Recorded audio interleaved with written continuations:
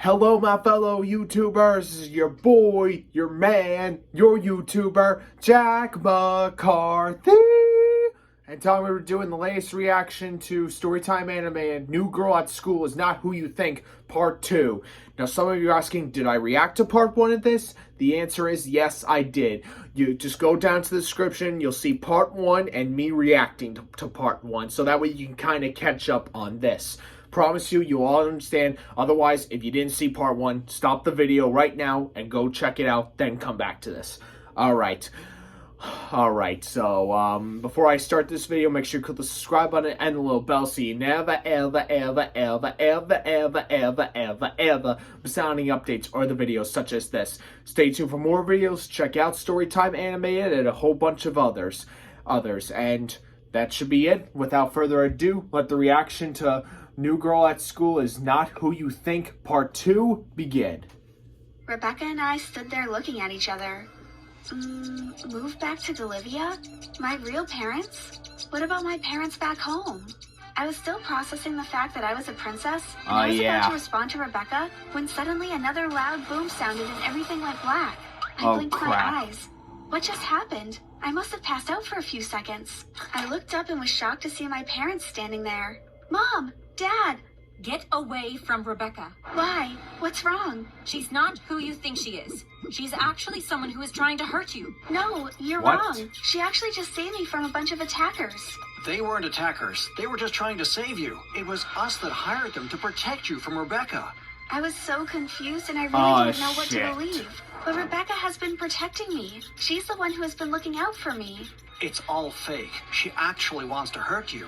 Even though I was a bit doubtful about what my parents were saying, I decided that I would trust them. After all, they had never lied to me about anything before. Perhaps. I watched as my parents, hired attackers, all began to throw punches and kicks at Rebecca. Damn, one by one, she's she good. fought them all off, and then did a backflip right out of the window and escaped into the night. Come on, we need to get you out of here and back home where you will be safe. As we drove home, my mind started replaying all the events that had just happened.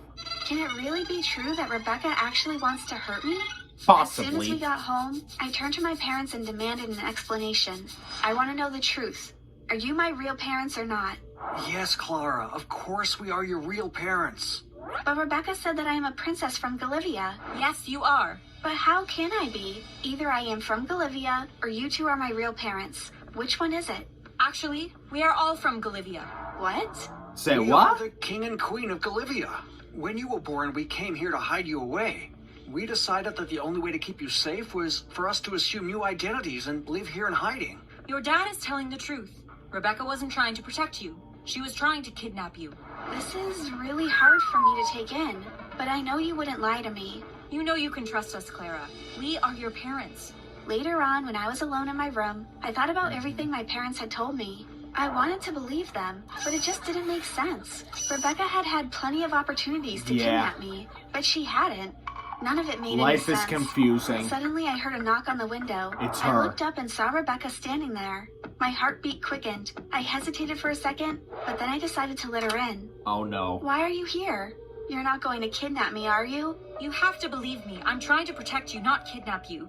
You were sent here when you were very young for your own safety. It was dangerous back in Bolivia for you, because so many people wanted to abduct you and hold you for ransom. The people you think are your parents are actually being paid to take care of you. Your biological parents are back in Bolivia. Word got out back in Bolivia about where you were living and your true identity. Now, there are many people wanting to get you. I was sent to your school to protect you from the inside. I was getting more and more confused, and I didn't know who to believe. Yeah. Why would my Life parents is lie? confusing. Maybe they are lying to you because they don't want you to go back to Bolivia. I guess that makes sense. Perhaps. I decided that I would trust Rebecca. We have to get you out of here. It's not safe anymore. I managed to fight off the attackers twice, but they might come again with more force. No I can't shit. guarantee I'll be able to defeat them. Okay, I will trust you. Pack a bag with a few things and let's get out of here. I threw a few things into a bag and wrote my parents a note. I'm sorry, but I have gone back to Bolivia with Rebecca. Please don't worry about me. I will be fine. Rebecca and I climbed out of the window and crept off They'll down the find street. her. Come on, stay close to me. Make sure you stay in the shadows as much as possible. We don't know who might be trying to find you. Definitely. My heart was pounding as we hurried through the streets. We had nearly gotten to the outskirts of town when suddenly a group of men appeared in front of us. Oh, Bam! crap. One of them slammed his fist into Rebecca's stomach, knocking the wind right out of her. As she lay on the floor, gasping for air, the man landed another punch to the side of her head and knocked her unconscious. I was terrified. I turned to try and run in the opposite direction, but I had only taken 2 steps when I felt a hand grab me from behind. Where do you think you're going? Let me go! Let me go! Oh, but they didn't let me go. Instead, crap. they tied me up and... What do you know about Dr. Dunge? Oh no, Dr. Death. bundled me into a car. As we drove off down the street, I couldn't help thinking that I was about to die. The car stopped and they dragged me out and took me into an old derelict building. In the middle of the room was a cage. Steel cage. The man put me inside and locked the door behind me. Please let me go. I will give you anything you want. I won't tell anyone what you have done. Suddenly the door opened and in walked my parents. Oh boy. Well, my fake parents. Oh my god, were you two behind this kidnapping? I knew you were lying to me. I bet you just said that about Rebecca because you didn't want me to go back to Golivia. Did you? My parents looked taken aback at my questioning. You just want me all to yourselves, don't you? They both put their heads down. Yes, Clara, you're right. We love you so much. We don't want you to leave. But it's dangerous for me to stay here. Rebecca needs to take me back to Golivia to keep me safe. We can keep you... But before my dad could finish, the door burst open and Rebecca came running in. She knocked out the bodyguards one by one, leaving them lying in a heap on the floor. Then she tied up my parents and put them into the cage. Wow, this story's getting interesting. Please, darling, don't go. They'll treat you horribly. Stay with us. I was so torn. It felt terrible to hear my mom pleading like that. But when I felt Rebecca pulling at my arm, I knew that I had no choice. I had to go with her. Bye, Mom. Bye, Dad. No! As Rebecca and I left the building, I could hear my mom crying. It broke my heart to hear her sounding so sad. But I knew that leaving was the right thing to do. We need to get to the airfield. A private plane is waiting to take us to Golivia. When we arrived at the airfield, I could hear the plane's engines. Rebecca and I ran across the runway to the waiting jet. Quick, get in. As we took off, I looked out of the window and watched as the ground below us disappeared. Will I ever see this place again? I must have dozed off because the next thing I knew, we were landing. We're here. Rebecca and I got off the plane and into the car that was waiting to drive us to the palace. When we arrived, we were met by a butler. Come with me. The king and queen are expecting you. I followed the butler through the palace hallways. He opened the door to a room, and I stepped inside. Clara, come in. We are pleased to see you are safe. I looked at the couple sitting on their thrones. I had no recollection, no memories at all of either of them. I suppose I do look a bit like my mom. Yeah. I definitely have her nose. And I can you see have my her own eyes and my dad's father's. eyes. Are you hungry or do you just want to go straight to your room? I'm fine, thank you. I think I would just like to go to bed. Jarvis, show Clara to her room, please. Sweet. I followed the butler back out into the hallway. My room was enormous. Jarvis showed me where to put my things. I didn't bring much with me. It's okay. The king and queen will get you everything you need. If you want anything, just ring that bell and I will come. Okay, thank you. Jarvis was right. The king and queen brought me everything I wanted. Anything I asked for, they gave me. I had new clothes, shoes, jewelry, handbags. Sweet. You name it, Nice I got life. it. My life was amazing. There's always a Who catch. wouldn't be happy getting all that stuff? But one thing was missing. My parents. Well, I mean, my biological parents.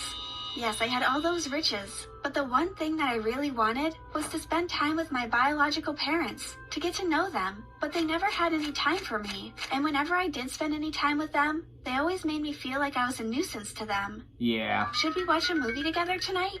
No, Clara, we will not be watching a movie together. Don't you know I'm the king of Golivia? Sorry, I just thought it would be nice to get to know each other a bit better. We know enough about you, thank you. And if we need to know anything more, we will tell Jarvis to find out for us. To be honest, it was a bit lonely living at the palace. Yeah. Rebecca was the only friend that I had, and because I was now safely back at the palace, she had been given other missions to do. I hardly got to see her at all. She never had any time to hang out anymore.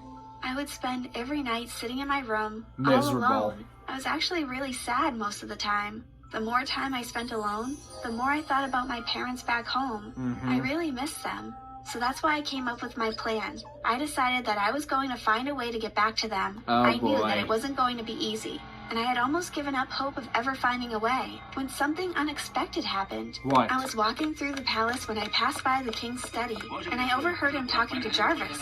Send the private jet there tomorrow morning. I couldn't believe it. The jet was going to be flying back to my hometown. I knew that I had to find a way to get on that plane. I set my alarm for early the next morning and crept out of the palace before dawn. I could see the plane on the airfield. I crept through the dark and made my way towards it. Please don't let anyone see me. When I reached the plane, I was surprised to see that the door was open. I quickly climbed inside and hid behind a seat at the back of the plane. It seemed like forever before eventually I heard footsteps coming towards the plane. The pilot climbed inside and started the engines. My heart was beating so loudly, I felt for sure that he would hear me, but he didn't. As we took off into the air, I began to relax. Now all I have to do is get off this thing without the pilot seeing me. As soon as the plane touched down, I crept out from my hiding place. I had no idea if anyone was about to board the plane, so as soon as the door opened, I was going to make a run for it. The pilot turned the engine off and the door opened.